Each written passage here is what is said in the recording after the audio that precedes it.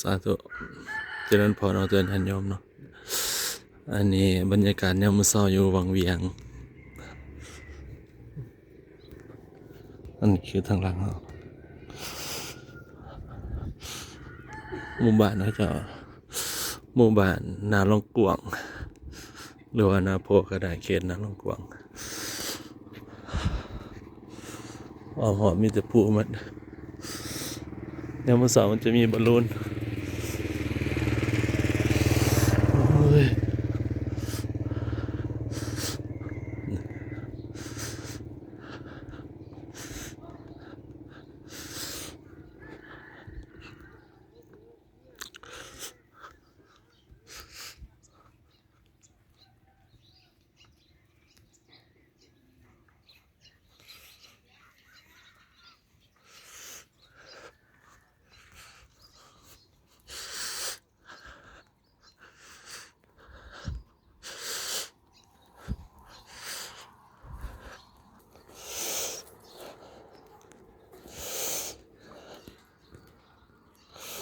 อย่างรัก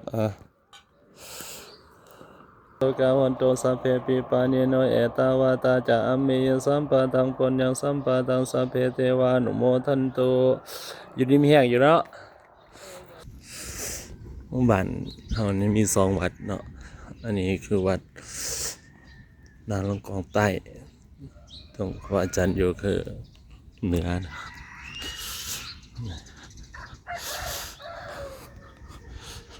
บรรยากาศ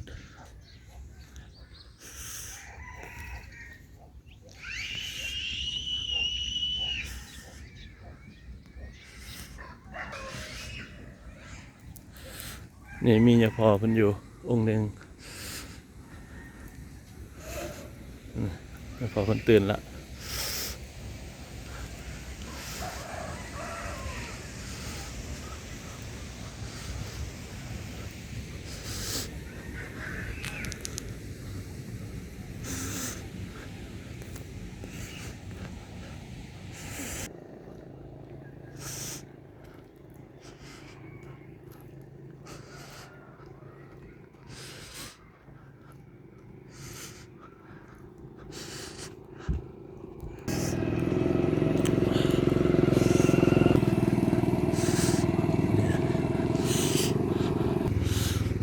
ทำบุรกุล6มันอยู่นี่เนาะอยู่เกินทำนายห้อทำนายห้อยแต่ว่าท่านจะไปเถื่อนี่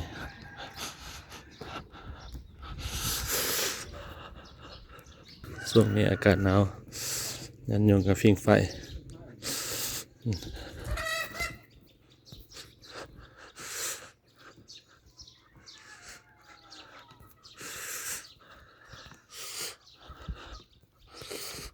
ไม่ออกเขาจะบ่ทันหูแล้วเขาเข้ามา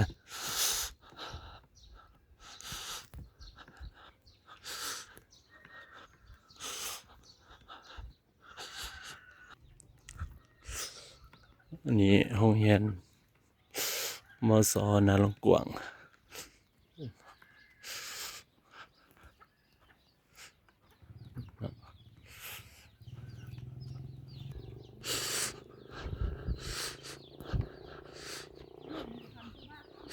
มีคนเฮ็ดหานนี่เนาะอนุสิทธิ์ครับพักวังนครหลวงวิจันทร์อีกเออ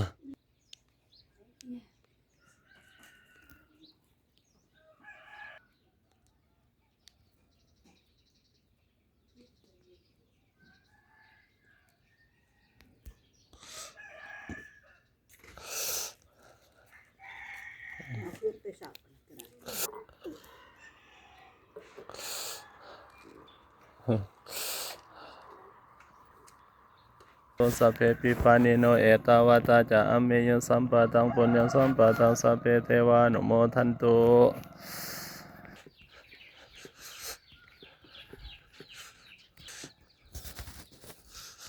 ต้นมะขาม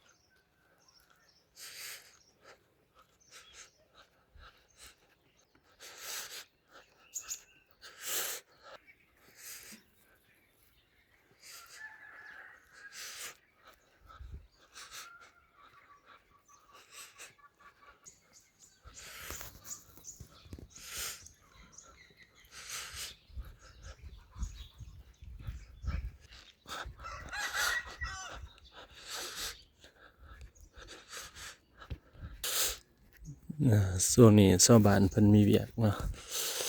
เวียกอาชีพเขาจะหนึ่งก็คือหน้าสองมาก็คือ นี่ก็จะกำลังปลูกมะพริกหรือมะเพชรนั่นเองตอนนี้กำลังปลูกบางคนก็ปลูกแล้วหลายๆเติมแล้วโอ้มาตีเขาอยู่พี่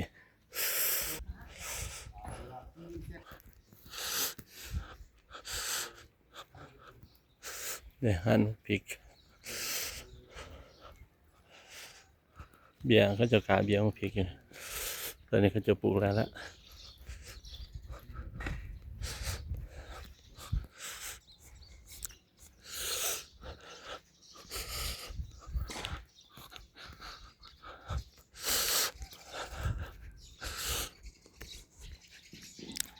วัดเท่าเนาะเกือบกิโล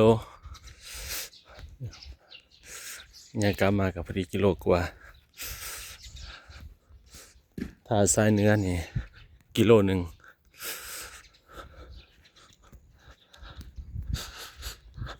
อันนี้ผ่านตัวนี้คือธนาวัดผู้ตัวนี้เนี่ยวัดเนาะ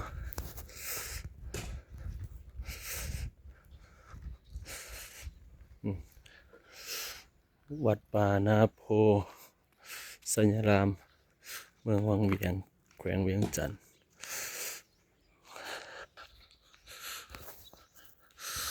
วัดเนี่ยประมาณกว้าง6 เฮกตาร์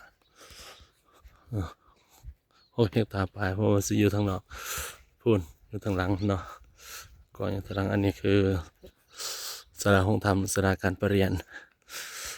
อันนี้ทางหน้ามีพระเจ้าใหญ่แต่ว่าพระเจ้าหาพระองค์ก็คืออยู่ทางในกำลังเฮ็ดเนาะนี่เอามาฮอดบ้านเราช่วงนี้บ่ค่อยได้อยู่ให้กลับมาหมู่บ้านนี่เนาะการจะเบิ่งความบ่เรียบร้อยปานใดแต่ว่านี่ก็จะได้ทำความสะอาดอย่างต่างๆอย่างนี้มีครบสุดหมดมีพระไตรปิฎกฉบับภาษามหามกุฏ3 ตู้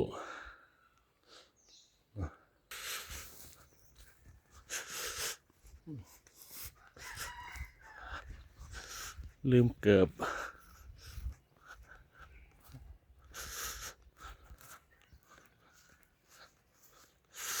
ยามเช้าเนี่ยโอ้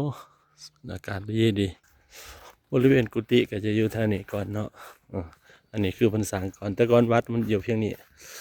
แต่ทางในเขาจะถวายไม้วัดเขาอย่างนี้ครบสุดหมดอย่างนี้คือมีซิมเป็นกันซิมคันตากะคือ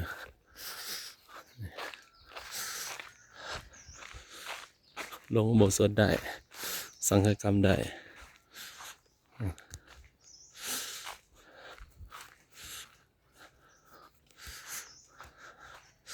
อยู่นี่หลังหนึ่งกุฏิอันนี้ห้องน้ำกุฏิหลังนี้หลังหนึ่งแต่ว่ามี3 ห้องอันนี้ส่วนของอาจารย์อยู่ทางในพุ่นเนาะอันนี้จะเป็นห้องครัว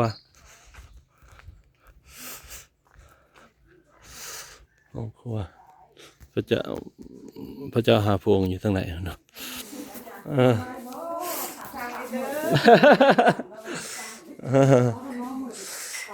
เนี่ยไม่ออกคนโอ้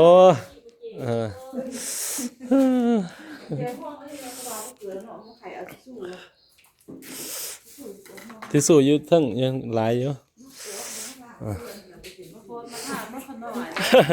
เป็นจะได้เฮ็ดหวยเฮ็ดส่วนแล้วเรียบร้อยหมดทุกคนหรือเปล่าเออ